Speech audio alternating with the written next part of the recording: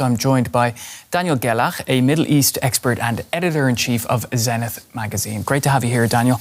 And plenty to talk about today. So many of these solidarity protests that we've seen, we just saw them there, have been featuring this lion and sun flag, which of course was the symbol of Iran before the revolution in 1979, when there was a monarchy. Is the opposition united behind this? No, I wouldn't say so. Imagine there is about 5 million Iranians in diaspora. Many of these people or their families left Iran because of the economic, social, but most importantly, the political situation. So you can say that almost everyone who is part of the diaspora is in one way or the other in the opposition. Now you have the royalists, the ones that are striving for return of the monarchy, that are a minority, I'd say, inside Iran, but that are very much mobilized in the diaspora.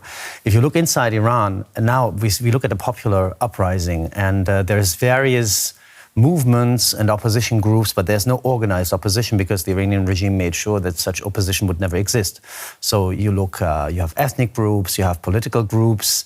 One very interesting factor is the bazaar, the traditional economic strong power base of the regime, that also joined and also kind of sparked the process initially. So I wouldn't say that there is anything like a united opposition. That was also the big problem of Iranians for a long time. But I think the figure of Prince Reza Pahlavi is emerging now because, first of all, his movement is doing very good marketing. It's sometimes also very aggressive, but also he, at the moment, is behaving quite strategically. He says, I don't want to return and rule the country, which many people would also find absurd. But he says, I want to lead a transition. So he speaks softly, and he reaches out also to other opposition groups, which is a situation that we haven't had in this way a couple of years before when we had the last wave of protests. Right. So basically, it's quite a complex picture there that you're painting. I didn't expect it any other way. But how do Iranians then inside the country feel about the, say, exiled Iranian opposition groups? Well, it's very difficult to say because, of course, you have people who are pro-Shah inside Iran. It was very risky and very dangerous to express this solidarity, and the flag that you've been referring to, you've seen it, of course, a lot at events outside of Iran, not inside Iran. And it's basically a flag for many that just symbolizes I'm pro-Iran, but I'm against the regime. For many that were chanting pro-Shah or pro-Pahlavi chants during the protests inside Iran, and I find it difficult to say if that's the majority, I don't think it is, this was just a maximum provocation against the regime. Right. And in a situation where a lot of people are desperate and they have absolutely no alternative, they turn to those they know. And the face of Reza Pahlavi has emerged. I can only say that from the conversations that I've had with Iranians inside Iran for many years, very rarely people suggested that it would be a good idea to re-establish the monarchy. Because the monarchy, after all, is seen as something that is out of time. And something that was also basically puppeteered by foreign and colonial powers. Right. The father of the late Shah Mohammad Reza, Shah Reza, who was the grandfather of Prince Pahlavi, was ousted by the British. Right. Prime Minister Mossadegh was ousted by the Americans. Many Iranians think that Ayatollah Khomeini, who came to Iran in 1979, was also somehow orchestrated by foreign intervention. So I think it's a very bad experience, and at the same time a bad idea for many Iranians to have now another exiled figure come back to Iran and take over power. But exactly this is what Reza Pahlavi also says in his statements. He's strongly supported by Americans. Also, it seems like by Israeli social media campaigns. But he says, I don't want to be the emperor of Iran. Right. I just want to serve. And I think many people who are not very much pro-monarchist would like to hear that. Let's go and look at the protests now that we've seen in Iran. Do you see any sign that they're threatening the Iranian regime? Very much so, and I think it's a worrisome situation because unlike previous protests, we've seen a very much an outspoken international involvement from the beginning, and we have seen a very early eruption of violence also on the side of the protesters, which gave not only a pretext and an excuse to the Iranian regime to respond and retaliate with lethal force, but now we have a rhetoric on the side of the regime which is not comparable, I think, to previous events. They say openly that they're crushing an armed rebellion, they're fighting against terrorism. Of course, previous protesters also have been called stooges of the West and foreign operatives, but the involvement of the Americans, the statements that we've heard also from the Israeli government, the experience with the war in 2025, now the regime is really in full alert and thinks that it's fighting against an armed rebellion. And then the number that we hear about, the number of casualties and the use of lethal weapons is really worrisome. Let's talk about Iran so essentially what you're saying is that there are threats, potentially cracks in the regime. Do you see it that way? Well, not yet. This is exactly the point. It's difficult to analyze. We see, for example, that's anecdotal evidence, but a colleague of mine pointed to the fact that there were protests in the city of Mashhad in the east of Iran, which is an important stronghold also of the regime, a big city, and next to a base of the Revolutionary Guard, which is one of the pillars of the most important probably pillar of the regime, there were protests, and it looked like probably the base was not deserted, but nobody responded to that. So people were surprised about this.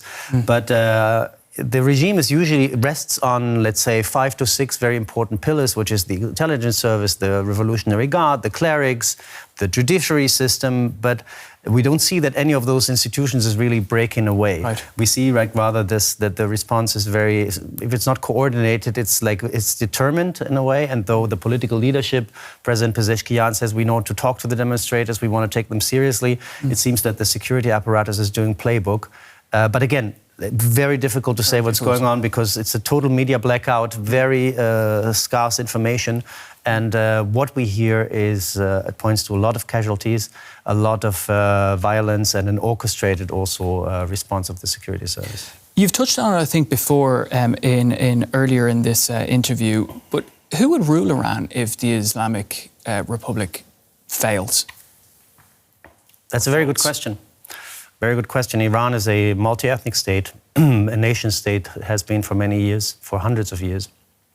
And if the regime is willing to hand over power, or if somebody inside the regime decides to take over power, one of those pillars that I just mentioned before, that's the big question.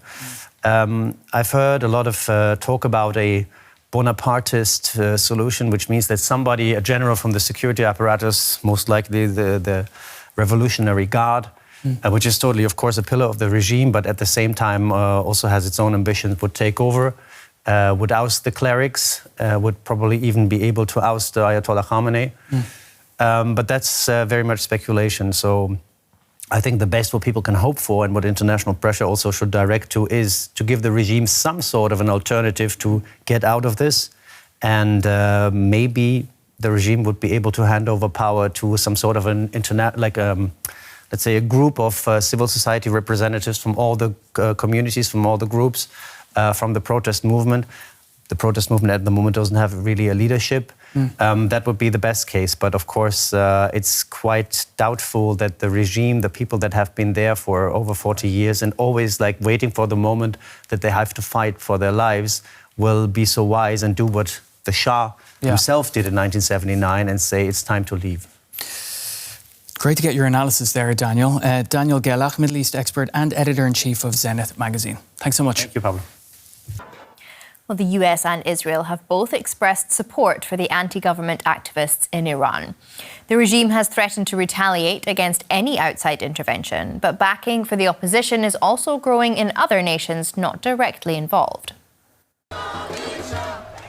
Demonstrators are gathering in cities across Europe to show their solidarity with the growing protests in Iran. In Paris, Vilnius, and London, they made their voices heard. The Iranian people have risen up once again. The Western governments need to voice their support for the Iranian people and for the protests that they are conducting across the country. The Iranian people really need to see that support. World leaders are also speaking out. Donald Trump offered support for the protesters, saying on social media that Iran is looking at freedom and that the USA stands ready to help. Israeli Prime Minister Benjamin Netanyahu also weighed in. Israel supports the Iranian struggles for freedom and condemns in the strongest terms the mass killings of innocent civilians. We all hope that the Persian nation will soon be freed from the yoke of tyranny. Iran's president, Masoud Pezeshkian, blamed old foes for his country's unrest. They have created anger in people's hearts. And on behalf of what people? America and Israel that are sitting over there, giving these people lessons saying, you go, we are with you. The enemy intended to disrupt our society and bring division among us. On a live Iranian state television broadcast, Iran's parliament speaker warned the U.S. military and Israel would be legitimate targets if the U.S. strikes the Islamic Republic. He was then joined by other lawmakers shouting, "Death to America." According to reports citing anonymous U.S. officials, Trump was briefed on military options for a strike on Iran over the weekend, but has yet to make a final decision. Gissou is the director of the Strategic Litigation Project at the Atlantic Council. She works on prevention and accountability for human rights violations. I asked her what she's hearing from Iran. Yeah, unfortunately, we are hearing reports of hospitals being unable to meet the need, doctors being unable to meet the need of protesters who were killed by security forces and injured by security forces in Iran. Iran International, a diaspora media station, has reported that there are 2,000 casualties and that that's a conservative estimate. What we're hearing from people who can access Starlink, because there has been a total communications blackout in the country, is that there are thousands of people killed and injured. And let's come back to that about the hospitals being overwhelmed. Can you tell us more there? Yeah. So there are some underground medical capacities. Some protesters don't want to go to hospital because they're worried about being arrested if they're injured and if there are authorities there that would pick them up. But what we're hearing from doctors who have shared what has happened in hospitals in Tehran and in other cities is that they are unable to keep up with the need. There are reports of up to 200 protesters being intentionally blinded. In the last round of protests in 2022, there were security forces shooting at protesters' eyes at close range to intentionally blind them, and we're hearing about this pattern again. There are videos, very few videos that have been able to come out because of the communications blackout, but those videos are also showing bodies just piled up on a hospital floor, and also families going to morgues to identify the bodies of their loved ones. Wow. And the government is calling for counter rallies in support of the regime now. Do you think that that's likely to shift public opinion? Not at all. What the people of Iran are making clear is that they want the regime gone. They came out in strong numbers on Thursday night, on Friday night, on Saturday night, and even tonight on Sunday night. They came out even after seeing the reports of the casualties. Now, the crowds were smaller today because of all that death, but that shows that they are willing to risk their lives to show the world that they want this regime gone, and their chants reflect that. They are saying death to the dictator. That is what they want. So do you expect any real change to come out of this particular uprising? This is definitely the biggest challenge to the Islamic Republic since its inception. These crowds are as big as the ones in 2009 when there was a disputed presidential election, but back then the chants were about reforming the system. They weren't about getting rid of the regime as a whole. So I would say that this is their biggest threat that they've ever experienced. And at the same time, the Islamic Republic is also dealing with external pressure from Israel, from the US. So we're in a different calculation, and I think the protesters understand that they need to stay on the streets if they want to see a change in governance. And we have all of this intervention or potential intervention from the US now, trying to intervene in some way. And also, some are saying that Ayatollah Khamenei is preparing to leave the country. What are you expecting there?